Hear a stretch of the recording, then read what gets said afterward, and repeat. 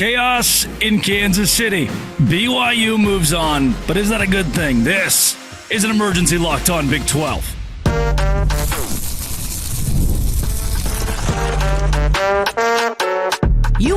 Happy Thursday, everybody. Back of a car. Headed to Tampa. The Savannah Bananas playing in an NFL stadium, but what's more important than that? BYU 96, Iowa State 92. A moving vehicle cannot stop me from recapping what was maybe the best postseason game of the year in the Big 12, unless you're going to count UCF and Kansas. The Cougars get it done. Is that a good thing? I think this is a good thing for both teams. By the way, this is Locked On Big 12. Thank you for making this show your first listen every single day. I'm Drake Toll from America's #1 Big 12 podcast, Locked On Big 12. And if you hit subscribe, I get to keep my job. 96-92, the highest scoring game that ended in regulation in Big 12 tournament history, the most three-pointers made in a Big 12 tournament game in history, and in the end, BYU gets it done. Here's why I think this is pretty positive for both teams involved, because BYU gets to keep the hot streak alive. They've now beaten Iowa State on the road, beaten them effectively on the road. They call this a neutral site, but it is Hilton South, packed with Iowa State fans, and it's much tougher to get from Provo to Kansas City. You've beaten Iowa State twice, who is a consensus top 10 team in the country for a large portion of the year. They're one of the best teams, especially when healthy, and that's the key line. Here's why it's good for both teams. Iowa State gets to stay healthy. The reason that I have not liked the Big 12 tournament, the reason I don't love conference tournaments, this happened with Cooper Flagg getting hurt today, is because it's as if your favorite college football team, BYU or Iowa State, made the college football playoff. Then the Saturday before, they're like, you know what? Let's have a full speed, full tackle scrimmage against Colorado. Let's just go out there and have some fun. It feels unnecessary. It's unnecessary risk. Guess who agrees with me? If you don't think I know ball there, if you think it's a bad take, guess who agrees with me? TJ Otzelberger, the head coach at Iowa State. Keyshawn Gilbert not playing. Tamin Lipsey not playing. Iowa State still having a very good basketball game. Curtis Jones proving he can help carry the Cyclones. Milan Momcilovic is an incredible basketball player. And now I believe, I don't just think, I believe wholeheartedly going into March, Iowa State has 4 or 5 key options they can ride in the tournament with Keyshawn Gilbert and Tamin Lipsey healthy. They will get extra rest. Even if they had lost tomorrow, they still have 24 hours of extra rest because today was an early game. They can get back to Ames, Iowa, and be okay. Then for BYU, what kills my argument, okay, what kills my argument about teams needing to lose in the Big 12 tournament is a school like BYU that just went 30 for 58, shot over 50% in the game, 18 for 36 from three-point land. This felt like we were back in last year's Mark Pope BYU Cougars era with the way that the Cougs jacked up threes. We have seen them play with an NBA style. We have seen them play with 10, 11 guys in the rotation. This was another testament to how hot BYU is, to how tactical BYU is. They shot 21 free throws to Iowa State's 7. I didn't see a lot of complaints about the officiating this game. There should not have been complaints. I thought it was well officiated. It was just a matter of fact that BYU was much more physical, understanding Iowa State was shorthanded. That is tactical from Kevin Young, an NBA assistant. And while I've questioned his use of 10, 11 guys, why I question BYU playing at full strength in the Big 12 tournament, possibly injuring key players like Richie Saunders, who is a dog. This is it. This is the exception to the rule. BYU is so hot right now, the second hottest team in the Big 12 behind Houston, who is, you could almost argue BYU's hotter because Houston at this point has gotten used to steamrolling everybody. They're a machine. BYU is on a streak now that will carry them into March in such a positive way. I don't think they could physically run into a Duquesne situation. I don't think BYU could run into an early loss to a low-seeded team. That was the BYU of old. This year's BYU could face McNeese State and still have a really solid showing in March Madness. Crazy in this game, so many shots were made. 31 rebounds for BYU, 28 rebounds for Iowa State. There weren't a lot of rebound opportunities. Each team shot over 50%.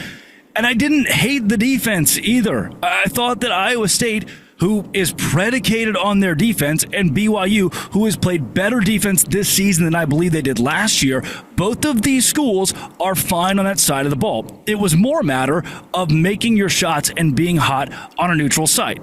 Iowa State gets a bit more of a nod there, too, because they played in the same arena yesterday. If you have played hoops, it's much harder to go on the road. It's much harder to play at a neutral site. Sure, you got a 2-hour shoot around the day before, 2 days before, practice in the gym. That typically doesn't matter. You're going to take time to adjust. BYU didn't. Immediate hot start. Game of runs. Get up by 10. Iowa State retakes the lead. They're up 53-49 at the break, and then slow the game down just a little bit. Still hit your shots. BYU wins the second half 47-39 for that 96-92 final. Richie Saunders again. You know, if somebody's going to stand out, 23 points, 8 for 8 at the free throw line. Keita's ability to rebound the basketball, 10 rebounds in this one, 4 of them offensive, he is the catalyst. I know it's Richie Saunders. I know Dallin Hall is good. And Yegor Demin is spectacular. All of that, sure. I think Keita will be the guy that in the postseason leads BYU to long-term wins in March Madness. If they're going to win 6 games, which is what it takes to win a national title, and I think they can be in that conversation now, it's going to have to come from Keita or even Dallin Hall. 7-1 assist-to-turnover ratio here. 7-1. 1 turnover, 7 assists.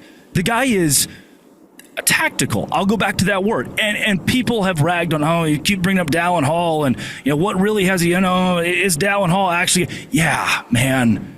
I don't know if it's BYU fans. I don't know if it's other Big 12 fans that don't seem to believe in Dallin Hall. But to me, he is a spark for this team. Keita can be the ultimate catalyst. And then Richie Saunders is your Tamin Lipsey. He's the guy you can't live without. He is the straw that stirs the drink, the leader of the team. You're going to have the guys that can help piece it all together. Trevin Nell, throw him in that conversation, that can help piece it all together. But you need Richie Saunders leading the way. And for BYU, now you're going to Houston. Now you get the Houston Cougars, who, as I already mentioned, are red hot. The best team in the Big 12. The best team, arguably, in the country. A locked-in 1 seed for March Madness. Do you need to win? No. Do you need to perform well?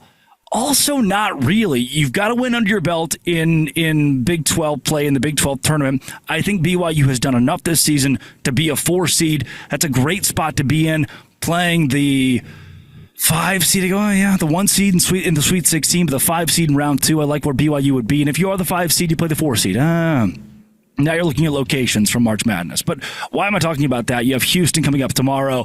The BYU Cougars are alive. Cougars on Cougars crime tomorrow. I don't hate this for Iowa State. You lost the game, but maybe you'll win the game of life now that you can get healthy, rest up. Both of these teams I have full confidence in for March Madness.